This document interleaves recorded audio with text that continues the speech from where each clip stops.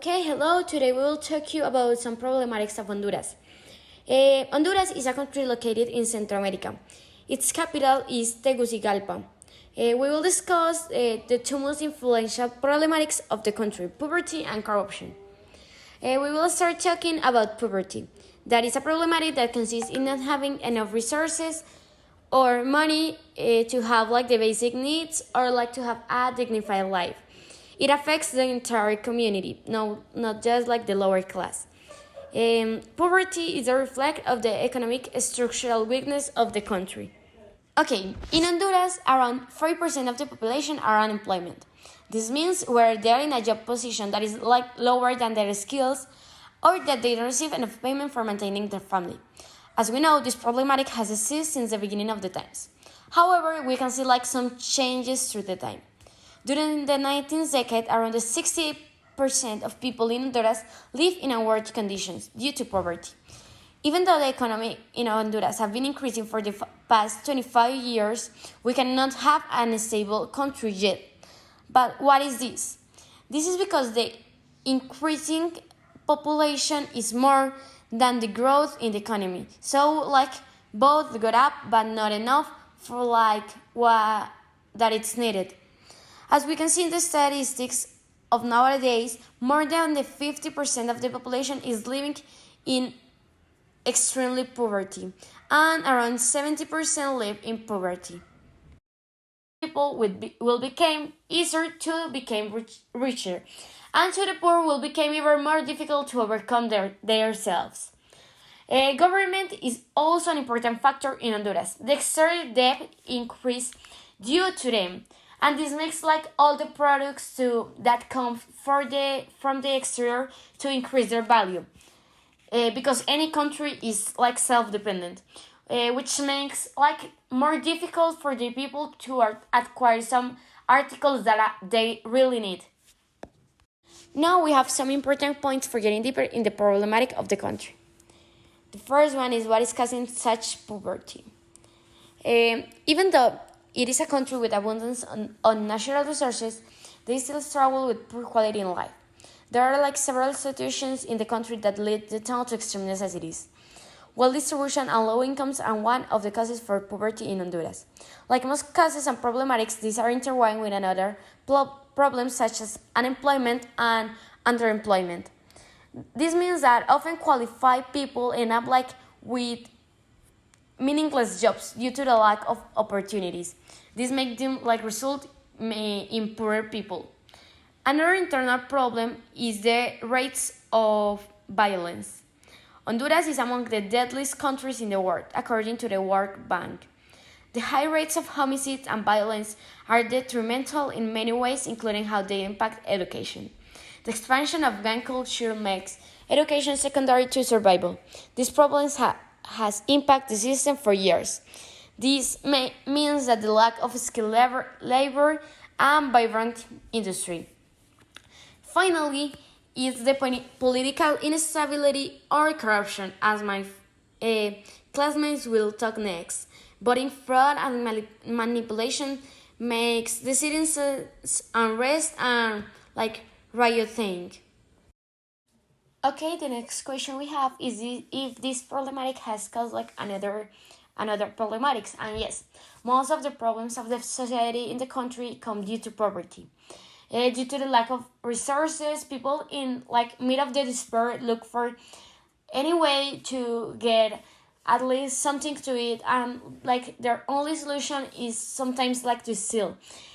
This is not all the cases, but there is a high rate of this, because it's better to do this instead of dying of hunger. So insecurity, poor sanitation, inequality, malnutrition, inequity, the discontent from who are suffering and who are around, bad quality of teaching, and between others are some of the problems that come due to poverty. Okay, finally, we want to know if there's something that has been done for improving this problematic. And yes, having an economical growth willing for the equity in the distribution, provision of security, improvement of the education of the kids since they were little, fighting like for all of them to have this opportunity of learning, increasing the quantity of people that can get like energetic services, potable water, sanity.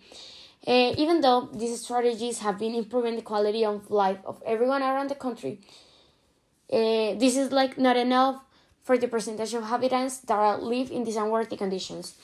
Besides this, poverty is a problematic that has been in our society for like 1,000 years, like since the beginning of the times. And even if this is not moral, it's a necessary thing for getting a better economy. This difference of social classes.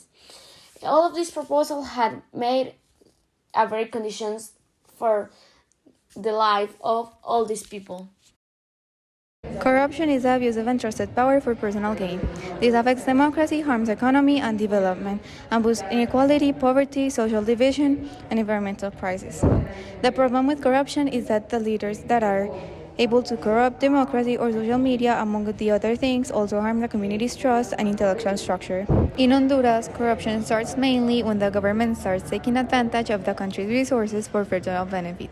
The social media are often corrupted. To solve the problem, more and more reports of corruption are coming to light.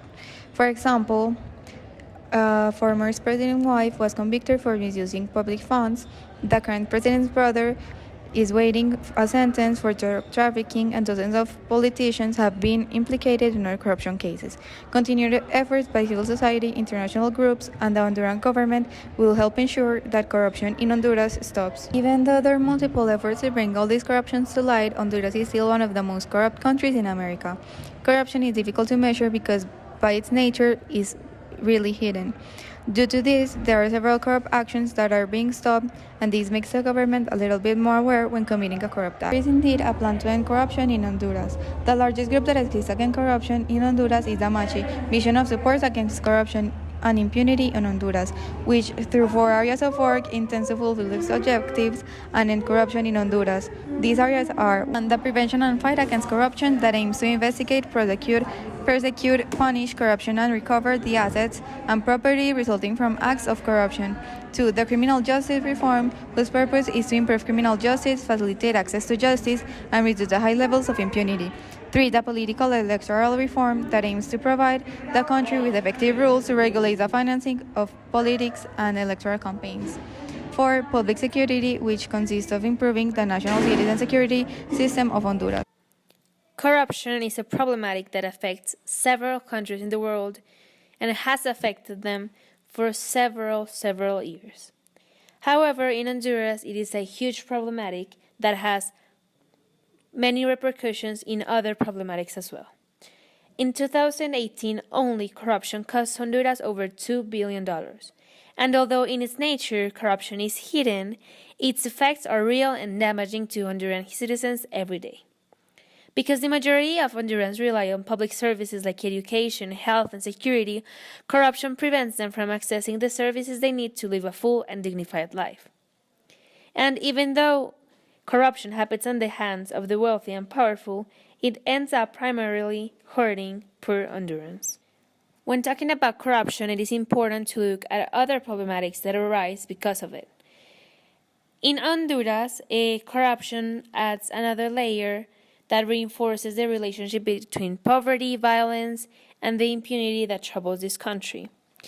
We have seen time and time again criminals getting away with their crimes just because of the power they hold. People that are in need of health or education or simply having a dignified life that are being robbed of their well-being just because someone in a position of power believes they are more deserving of the money that was entrusted to be given to those in need. Corruption not only affects the poor people, although they are the most affected ones, but it also affects middle class and rich people in the long term, because if in a country there is no honesty and there is no honor and anyone can simply do what they want without any repercussions, then there is no one that's going to be held accountable or holding accountable those that behave in a unjust and criminal demeanor. On another note, it is important to look at and consider events and concrete facts that show us how these problematics affect the people in real life, because talking about a concept or the way something affects someone is really easy when we don't know what's actually happening. Here I have 4 examples of corruption in Honduras that will illustrate for you the idea of what's happening in that country. The first case that illustrates the corruption and misuse of resources in Honduras were studies that showed that in recent years, 49% of the public health budget that was destined for hospitals and health insurance and all of those things that citizens, especially poor citizens, needed to survive and to have a good life even when sick, had mysteriously been redirected to other causes. In 2018, the health budget was underspent by 33 million, while hospitals remained in need of the funding. Another fact that shows Honduras' corruption is when, instead of strengthening Honduras' ability to bounce back from disasters, both political and natural and economic, political and economic elites pushed back on the rule of law, which threatens Honduras' ability to flourish. What does this mean? It means that despite international pressure, the Honduran president declined to renew the MACCIH's mandate to carry out corruption investigations, which led many people to ask, how corrupted does a government and president have to be for a corruption investigation to be denied? Also, back in the December of 2020, just like 2 years ago, 14 ex-directors of the IHSS were acquitted of public corruption charges under the new penal code. The acquittal of the 14 officials involved in one of corruption's largest ever corruption scandals feeds major concerns about the new penal code potential for hindering accountability. This means that this new penal code isn't actually going to be effective in preventing people from committing fraud and manipulation and furthering corruption. And lastly, we can see corruption in the reaction of people, because some years ago, millions of dollars had disappeared from a public health fund. And recently, by a journalist, it was discovered that they had been diverted to the National Party and the campaign of President Juan Orlando Hernandez. And this was major because it showed visibly how corruption has been affecting Honduras, and it was a wake-up call for all of those citizens that didn't believe that corruption was actually that bad. Okay, so now we will continue with another questions for getting again deeper in the problematic. The first one is, what is causing such much corruption? The main cause of corruption, we could say, is the lack of money, since in Honduras we see a high rate of poverty. And we can also say that thanks to the monopoly of the states, corruption is played out. Corruption is also based on the role of the people here with the power. They can skip and break the law since having power. Power is the same as having money. This problem can cause different social problems in Honduras, since thanks to the corruption, economic equality is going to increase throughout the country. This will generate a lot of insecurity in Honduras.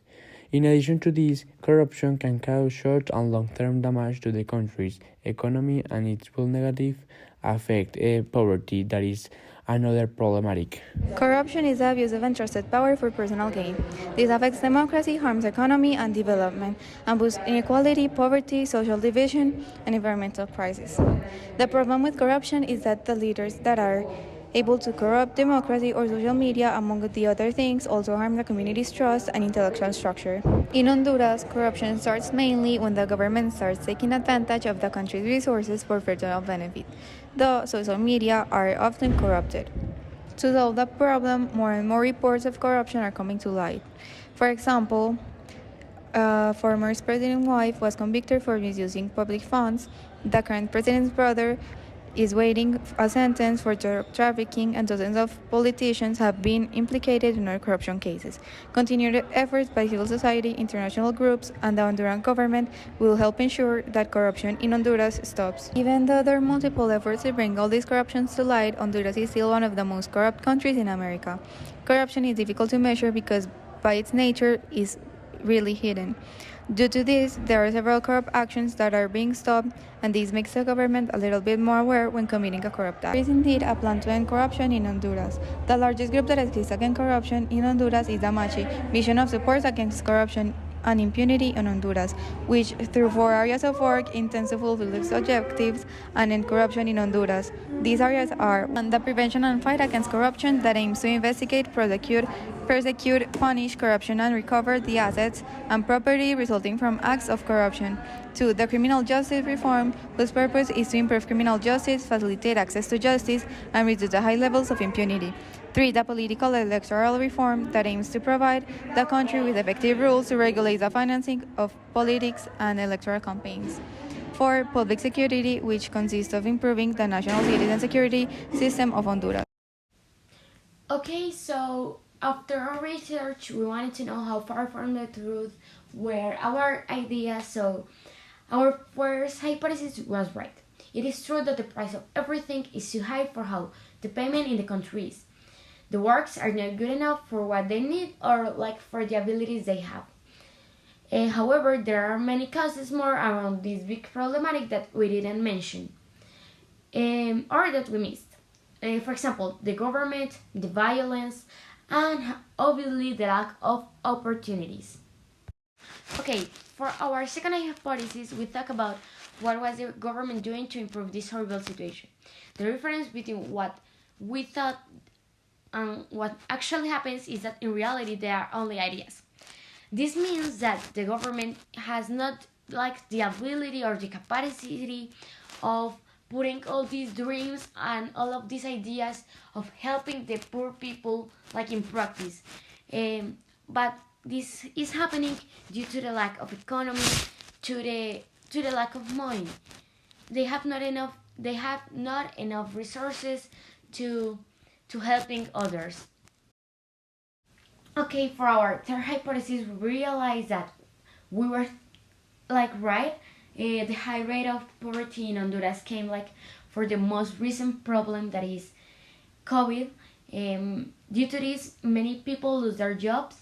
There were families affected that stopped like generating money at all, and like could not pay like for their basic needs like a rent or a house or food, which like caused more people to live on the streets.